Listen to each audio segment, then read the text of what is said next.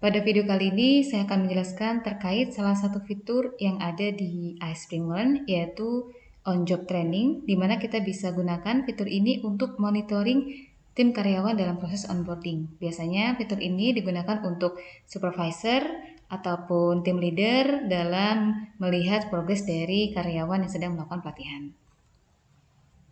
Lalu bagaimana cara penggunaannya? Kita bisa klik pada menu on-job training. Dan di sini akan ada tampilan terkait proses on-job training tersebut.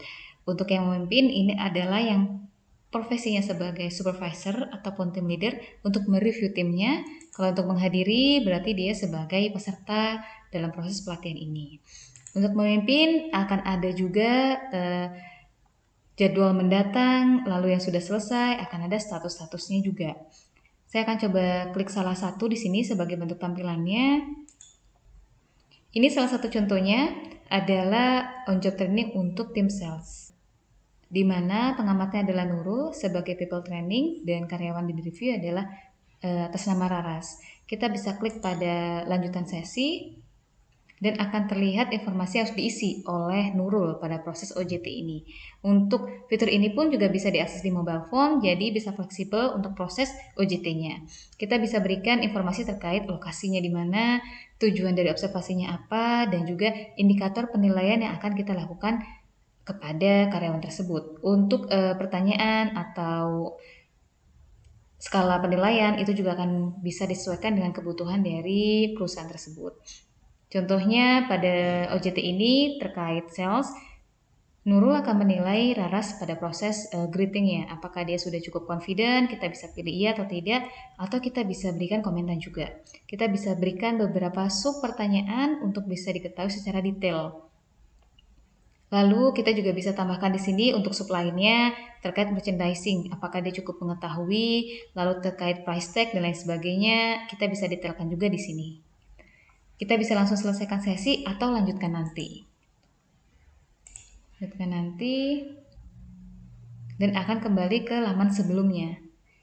Bagaimana cara membuat proses OJT ini? Kita bisa klik pada menu sesi baru, jadi ada dua cara. Bisa sebagai admin, langsung bisa request, atau sebagai team leader supervisor itu bisa request ke admin tersebut.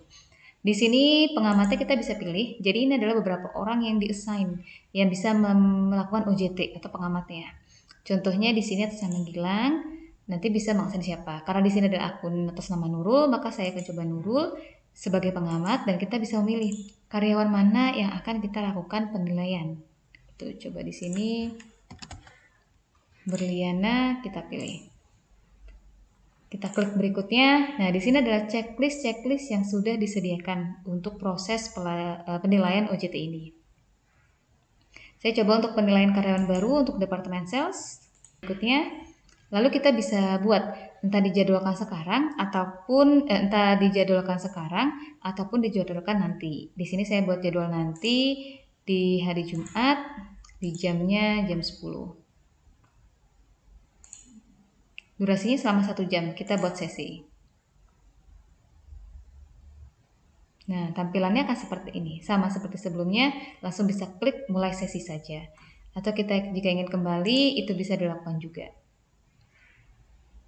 Dia akan menjadi jadwal mendatang. Ini atas nama Berliana. Untuk tampilan yang sudah selesai, kita akan mengetahui scoringnya. Di sini saya akan coba perlihatkan salah satu hasil yang sudah diselesaikan proses OJT-nya. Kita klik. Dan ini tampilan pelaporannya. Pengamatan atas nama Nurul mengamati Hadi sebagai tim teknis. Kita bisa lihat ternyata 56% dari proses ini nilai yang dia dapat.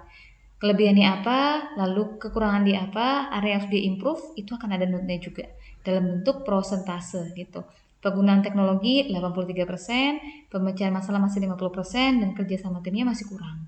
Berarti di sini kita bisa dapat notifnya juga bahwa skalanya dia sudah expert, intermediate, dan lain sebagainya. Ini sebagai beginner. Jadi kita bisa lakukan level skalanya juga.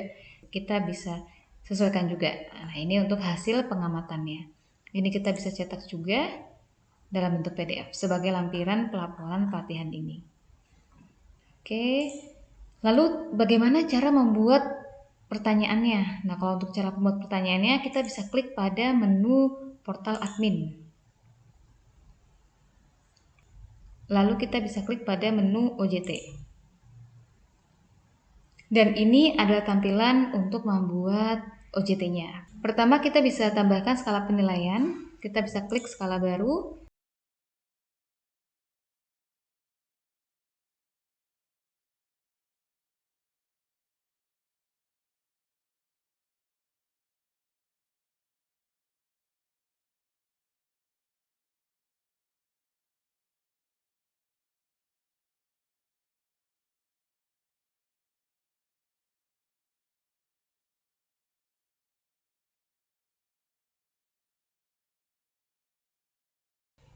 Setelah membuat level penilaian, baru kita buat checklist pengamatannya. Jadi untuk checklist baru, kita bisa klik pada menu checklist baru, lalu kita bisa buat untuk formnya. Ini bisa diaktif atau inaktif apabila ingin agar semuanya diisi secara harus diisi. Tambah lewati sebagai pilihan jawaban. Jadi izinkan pengamat atau supervisor team leadernya untuk tidak usah mengisi semua matriksnya, hanya beberapa matriks saja. Jadi bisa langsung disubmit ataupun ini bisa dinonaktifkan saja. Lalu informasi umum sebagai tambahan ini bisa kita tambahkan juga. Jadi nanti bisa langsung diedit saja judul pelatihan, contohnya lokasi, lalu ini tujuan pelatihan,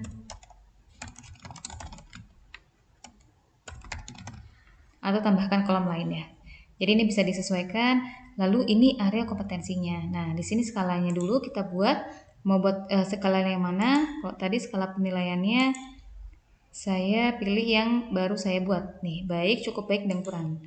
Lalu metriknya ini area kompetensi 1.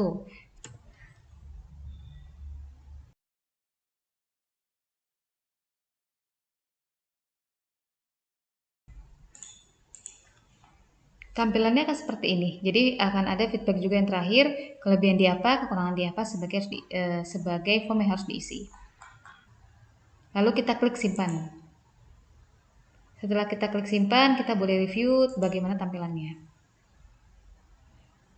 Tampilannya kan seperti ini, judul pelatihan, lokasi, tujuan pelatihan, dan ini untuk matriks-matriksnya.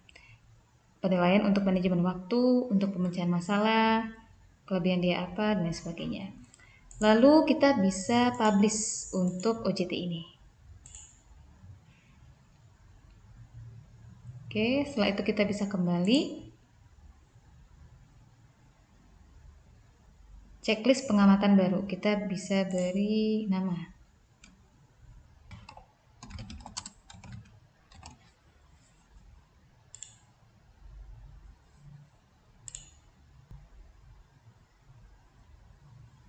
Sudah ada di sini OJT karyawan baru, lalu kita buat untuk sesinya.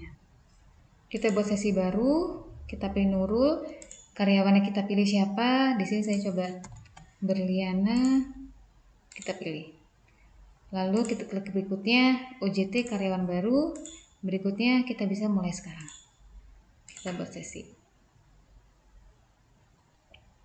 Nah, tampilannya akan seperti ini.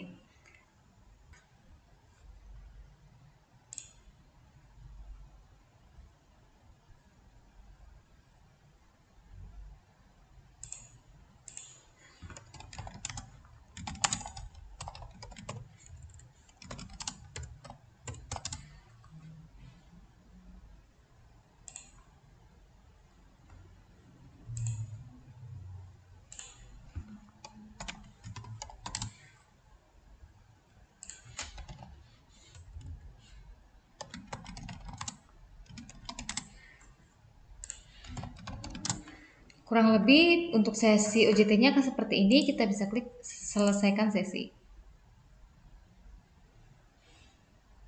Nah, tampilan pelaporannya akan seperti ini. Akan ada komentarnya jika memang dia kurang dan lain sebagainya. Lalu bagaimana tampilan untuk reporting secara keseluruhan? Kita bisa klik pada menu reporting yang ada di portal admin.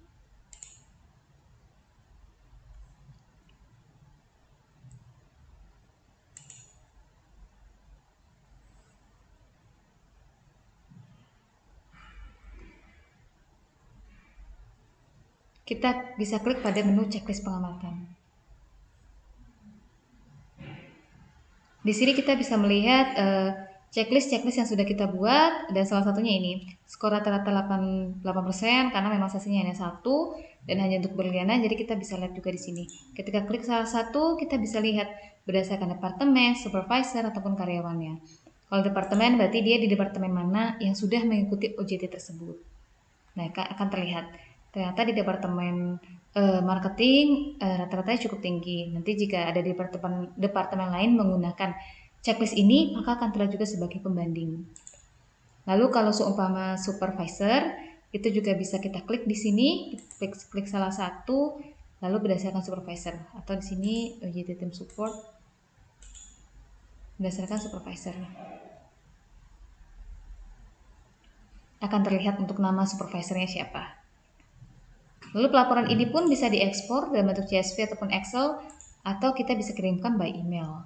Bahkan pelaporan ini bisa dikirimkan secara otomatis kepada atasan kita untuk bisa mengetahui hasil proses monitoring on job training selama ini. Jadi kita tidak perlu klik manual untuk laporannya juga.